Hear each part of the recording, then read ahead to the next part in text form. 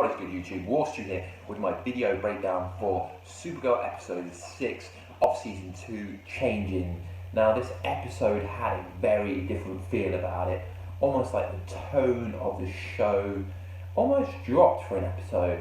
For me, I love Supergirl anyway, so for me it was an alright episode. Some would call it a filler, and so let's get into it. So I've got a question for you guys first. Is Max Lord was a big part of last season, and is this show being hindered or suffering from him not being around at all? It just makes no sense to me. Max Lord, it's just, he hasn't been around, and rocking that Oliver Queen Green Arrow top. So Max Lord, does anyone know where he is? And also, does anyone feel like without Cat Grant, we're missing something? I know this Snapper Car guy is a joker, and for me at the moment, they're the two biggest problems with this season. I am still liking the season very, very much. So at the end of last week's episode, Alex Danvers basically came out as being a lesbian. So in this episode, they build up upon this. So eventually she tells her sister, I suppose you could call her, Kara, aka Supergirl, that she has feelings for girls. In other words, as Maggie Sawyer has been making her have feelings and thoughts about girls. So eventually, towards the end of the episode, Alex tells Maggie, and she just kisses her, and Maggie says, "You need to experience other girls before me." So it's almost like they're making you wait for this kind of sexual tension that's building between these two. Either they're gonna have a relationship, or Maggie was just toying with her. But seeing as Maggie doesn't have a massive storyline in this show, in my opinion, those two will be hooking up at some point. But I kind of like this kind of dimension of lesbians within Supergirl. Rocking that monster. Seeing as we haven't really had this in any show for a long time, since Nyssa and Sarah, I suppose, in the Arrow, but that's in a different kind of universe.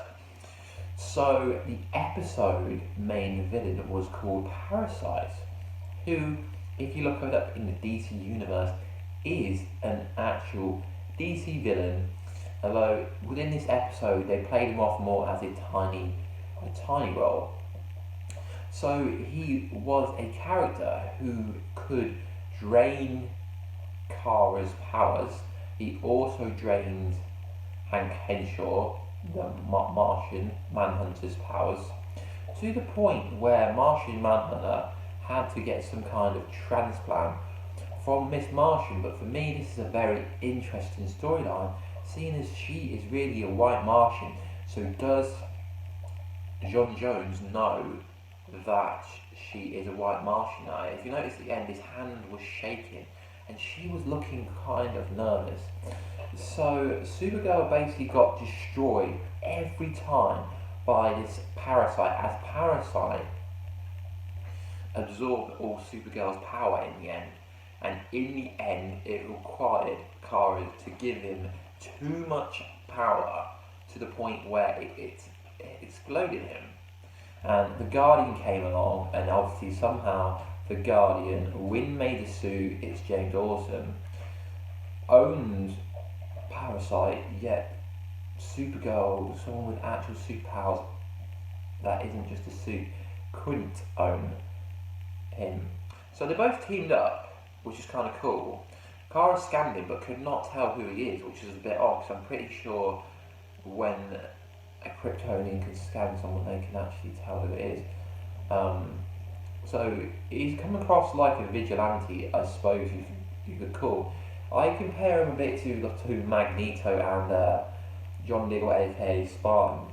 I didn't really like the character, as I feel like they're just pushing him into being a hero when he's taken over Cat Grant's job. He doesn't need to be a hero. But I could be very well wrong. He could develop into a good character. So I'm not going to say that it was the Guardian's terrible, as I don't know enough about the Guardian, and we haven't actually seen enough about him. So within this episode, Mon-E is trying to kind of come to his own, find a job. So he gets a job as being being a debt agent, basically collecting debts from aliens, and Kara's not happy about it, as Kara feels that Mon-E could be a hero. And later on in the episode, before Kara and the Guardian destroy Parasite, Mon-E is involved, as Alex says, that Kara believes he can be much more than this. So it's quite interesting. Obviously, we know they're going to build up to a Mon-E Supergirl relationship status of some kind.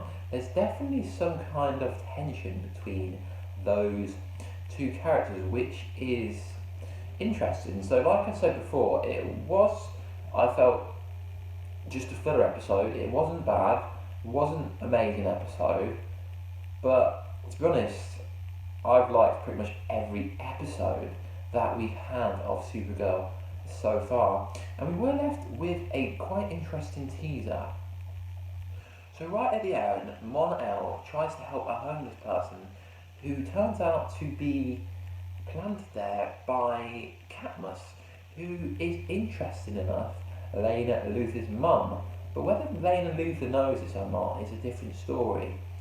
So next episode is going to include Katniss, I believe, in some shape or form. I had a little look at the trailer.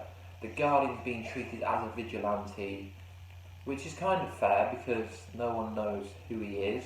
And it looks like they may go head to head with Katniss, but I can't see that happening because it's too soon into the season. So that's my views about the overall episode. Like I said, not an awful lot happened.